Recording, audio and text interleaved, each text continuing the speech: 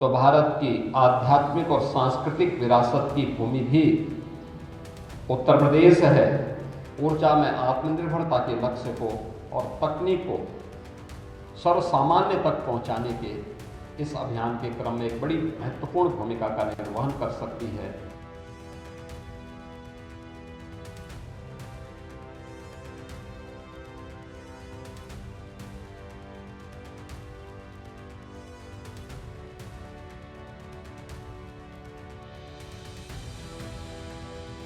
UP को 1 trillion की economy बनाने के मिशन पर निकले सीएम योगी के ऐसे बयान यूपी में हुए बदलाव की वो कहानी है जिसकी गूंज सिर्फ भारत में ही नहीं पूरी दुनिया में सुनाई दे रही है।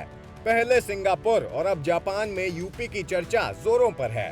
बेस्ट इन्वेस्टिंग डेस्टिनेशन के तौर पर यूपी निवेशकों को खूब भा रहा है। जापान में पहले ही दिन यूपी को 11,000 करोड़ रुपए के निवेश प्रस्ताव प्राप्त हुए। सिंगापुर में यूपी को करीब 1 लाख करोड़ रुपए के निवेश प्रस्ताव प्राप्त हुए। इनमें से 60,000 करोड़ रुपए के एमओयूज पहले ही फाइनल हो चुके हैं। नोएडा के जेवर एयरपोर्ट के पास जापान इंडस्ट्रियल सिटी विकसित की जाएगी।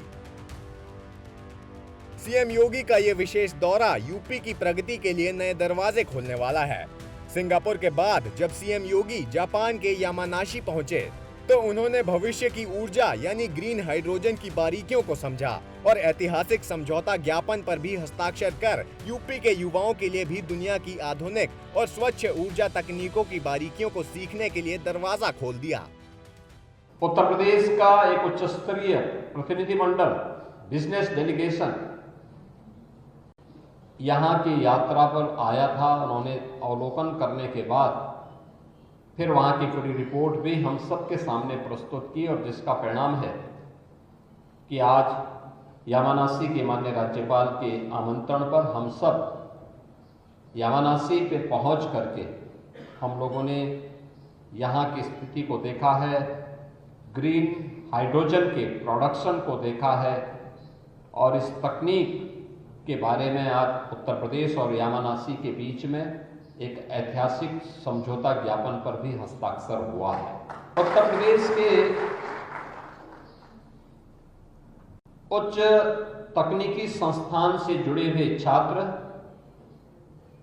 यहाँ पर इस तकनीक का प्रशिक्षण भी लेंगे और प्रशिक्षण के साथ इस तकनीक को सफलतापूर्वक उत्तर प्रदेश के अंदर लागू करने में उत्तर प्रदेश की इंडस्ट्री के लिए, उत्तर प्रदेश की पब्लिक ट्रांसपोर्ट के लिए, उत्तर प्रदेश के अंदर ऊर्जा की आत्मनिर्भरता को आगे बढ़ाने के लिए इस तकनीक का उपयोग कर पाएंगे।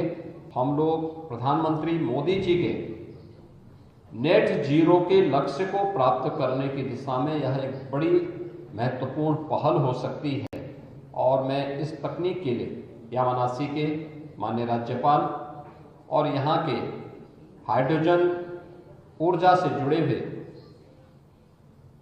अध्यक्ष हैं उनका और उनकी पूरी टीम का हृदय से धन्यवाद करता हूं।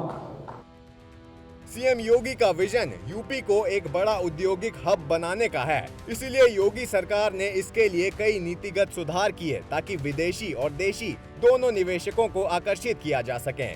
औद्योगिक नीतियों को सरल बनाया गया है, अनुमोदन प्रक्रिया को तेज किया गया है और निवेशकों को हर स्तर पर राहत देने के उपाय लागू किए गए हैं ताकि विदेशी कंपनियों को यूपी में उद्योग स्थापित करने में किसी तरह की प्रशासनिक या कानूनी परेशानी ना हो।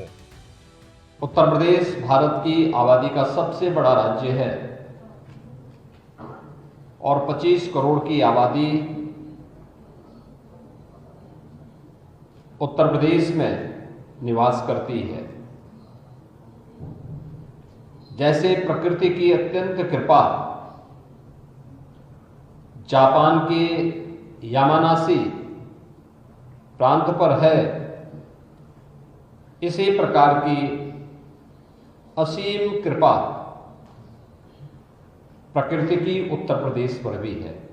भारत की सबसे उर्वरा भूमि, भारत का सर्वाधिक जल संसाधन, भारत की सबसे बड़ी आबादी और अगर कहें तो भारत की आध्यात्मिक और सांस्कृतिक विरासत की भूमि भी उत्तर प्रदेश है। इन सभी सुविधाओं से संपन्न होने का लाभ उत्तर प्रदेश को प्राप्त होता है। हमने अपनी उत्तर प्रदेश की नीतियों को